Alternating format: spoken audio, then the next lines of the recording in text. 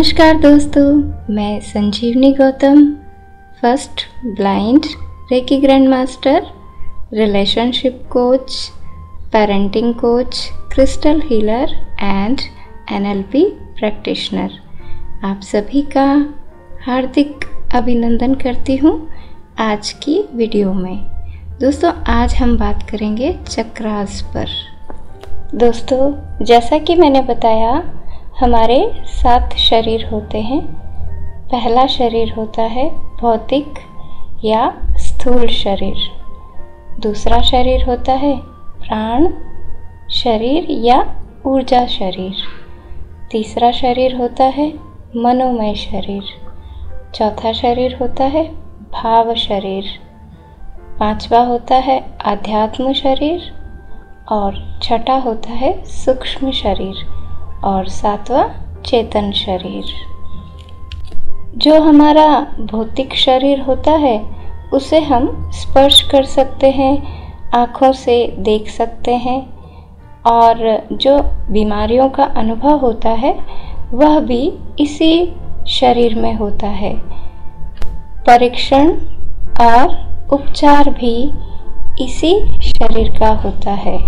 वैज्ञानिक ये दर्शाते हैं कि बीमारियों की शुरुआत भौतिक शरीर में अनुभव होने से काफ़ी पूर्व ही हो जाती है। हमारा दूसरा शरीर होता है प्राण शरीर या ऊर्जा शरीर। यह भौतिक शरीर के 4 से 6 इंच के घेरे में होता है। हमारे भौतिक शरीर के लिए यह एक सुरक्षा कवच का काम करता है और बाहरी नकारात्मक तरंगों को आने से रोकता है।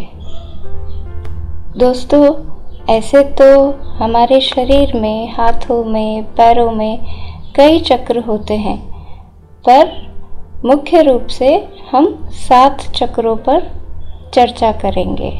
यह 7 चक्र इसी ऊर्जा शरीर या प्राण शरीर में होते हैं।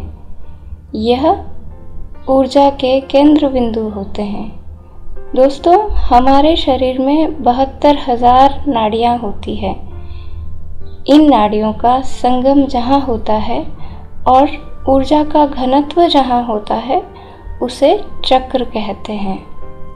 मैंने बताया कि हम मुख्य रूप से 7 चक्रों पर चर्चा करेंगे। दोस्तों, हमें हर टाइम ब्रह्मांड से कॉस्मिक एनर्जी मिलती रहती है। जब इस ऊर्जा का प्रवाह हम पे अच्छा रहता है और जब इस ऊर्जा का प्रवाह हम पर बहुत अच्छा रहता है तो हमारे सभी चक्र एक्टिवेट रहते हैं, क्लॉकवाइज घूमते हैं और हम पूरी तरह स्वस्थ रहते हैं। फिजिकली, मेंटली, इमोशनली हम हर लेवल पे बहुत ही बेस्ट और पूरी तरह स्वस्थ रहते हैं।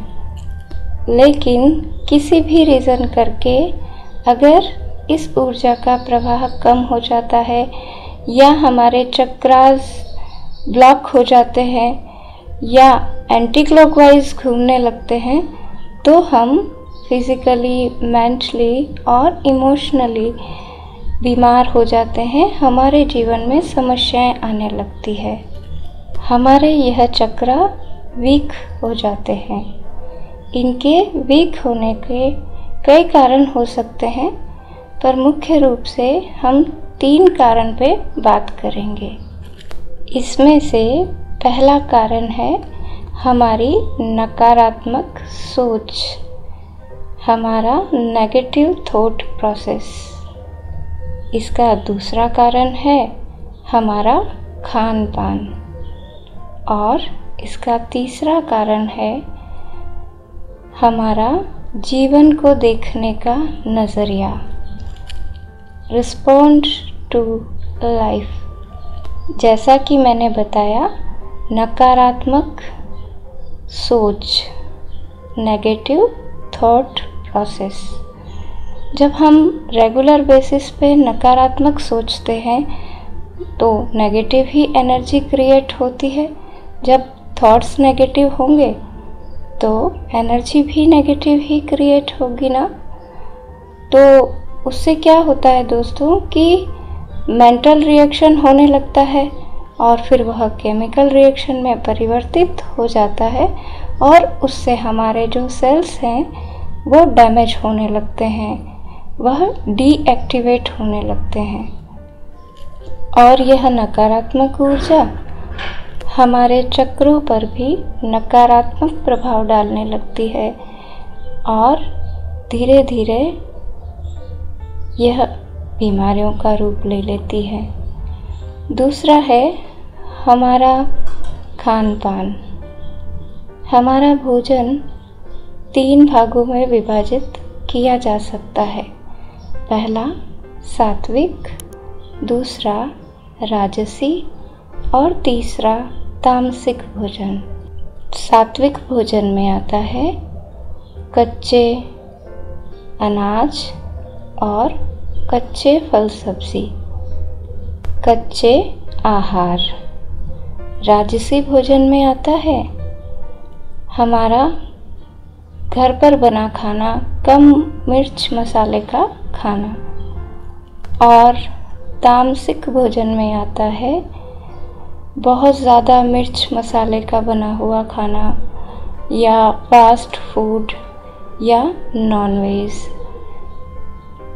मांस और मीट, मछली, अंडे।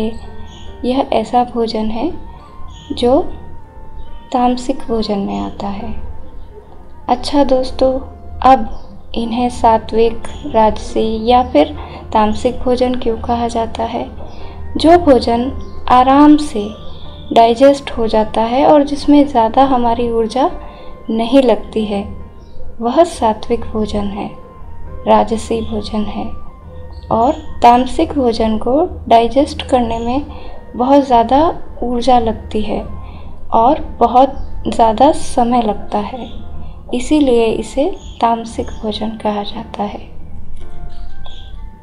दोस्तों, अब आप कहेंगे कि आप तो रेकी वाले हैं, रेकी कर सकते हैं, रेकी से ये हो जाता है, रेकी से वो हो जाता है, तो आपको भोजन सात्विक या राजसिक लेना क्यों पड़ता है? तो दोस्तों, आप देखिए, आप एक बहुत शानदार कार खरीद कर लाए हैं जो पेट्रोल से चलने वाली है, ठीक है। अब उस गाड़ी में, उस कार में यदि आप मिक्स मिट्टी का तेल, मिला हुआ तेल डालेंगे तो क्या वह पूरी तरह शानदार तरीके से चल पाएगी? और कितने दिन चल पाएगी? कितने दिन आप उसका आनंद ले पाएंगे जीवन में? वह खराब नहीं हो जाएगी? को फ्यूल का तो ध्यान रखना पड़ेगा ना। और इसका तीसरा रीज़न है रिस्पॉन्ड टू लाइफ। हम जीवन को किस तरीके से देखते हैं, जीवन को देखने का हमारा नज़रिया क्या है। अगर हमारा नज़रिया सकारात्मक है, हम ग्रैटिट्यूड में है, हम अपनी गलती को फील कर सकते हैं, क्षमा प्रार्थना में जीते हैं और हम अपने जीवन को स्वीकार भाव के साथ जीते हैं, तो हम एक बहुत ही बेहतर और बहुत ही शानदार जीवन जीते हैं। लेकिन यदि हमारे जीवन में हम नकारात्मक पहलुओं को देखते हैं, हम जीवन को पूरी तरह स्वीकार करके नहीं चलते हैं, ईश्वर के प्रति ग्रैटिट्यूड में नहीं है, अपनी गलतियों को स्वीकार नहीं कर सकते हैं, तो फिर हमें प्रॉब्लम हो सकती है। दोस्तों, हर चीज़ के 2 पहलू होते हैं। आप जीवन के किस पहलू को देखते हैं और किस नज़रिए से अपने जीवन को देखते हैं, इस पर निर्भर करता है कि आपका जीवन कैसा होगा। मुख्य रूप से यह 3 कारण है जिससे हमारे चक्रास ब्लॉक हो सकते हैं और वीक हो सकते हैं। अब हम जानते हैं यह 7 चक्रास कौन कौन से हैं और हमारे कहाँ कहाँ स्थित है। दोस्तों, जैसा कि मैंने बताया कि यह सभी चक्र प्राण शरीर या ऊर्जा शरीर में होते हैं। यह भौतिक शरीर पर दिखाई नहीं देते हैं। यह सभी चक्र सुषुम्ना नाड़ी पर होते हैं, जो कि रीढ़ की हड्डी से लगे हुए रहते हैं। इसमें सबसे पहला चक्र है मूलाधार चक्र, रूट चक्रा, जो कि रीढ़ की हड्डी के बिल्कुल नीचे स्थित होता है। इसका रंग लाल होता है, यह रेड कलर का होता है। हमारा दूसरा चक्र है स्वादिष्टान चक्र, हारा चक्र, जो नाभि के 2 इंच नीचे होता है। यह ऑरेंज कलर का होता है। हमारा तीसरा चक्र है मणिपुर चक्र, सोलर प्लेक्सिस। यह नाभि के 2 इंच ऊपर होता है। यह येलो कलर, पीले रंग का होता है। हमारा चौथा चक्र है अनाहत चक्र, हार्ट चक्र, जो सीने के मध्य में होता है। यह ग्रीन कलर का, हरे रंग का होता है। और हमारा पांचवा चक्र है विशुद्धि चक्र, थ्रोट चक्र, जो गले में बीच में स्थित होता है। यह स्काई ब्लू, हल्के नीले रंग का होता है।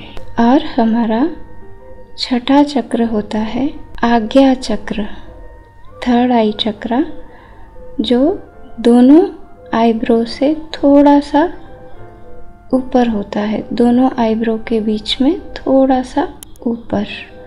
यह गहरे नीले रंग का होता है, इंडिगो कलर का होता है। और हमारा सातवां चक्र होता है सहस्त्रार चक्र, क्राउन चक्र। यह वायलेट कलर का होता है और रीढ़ की हड्डी के सबसे टॉप पर होता है। यह है हमारे 7 चक्र। दोस्तों, इन चक्रों से रिलेटेड बीमारियां कौन कौन सी है, इनके पॉजिटिव एस्पेक्ट्स कौन कौन से हैं, इनके नेगेटिव एस्पेक्ट्स कौन कौन से हैं, और इन चक्र से रिलेटेड मंत्र कौन कौन से हैं, ये सब अब मैं बताऊंगी आपको मेरे आने वाले वीडियोस में। और इन चक्रों को हम कैसे एक्टिवेट रख सकते हैं, इनसे रिलेटेड मेडिटेशन, ध्यान कौन कौन से हैं, वह सब आप जानेंगे मेरे अगले वीडियोस में। Thank you so much.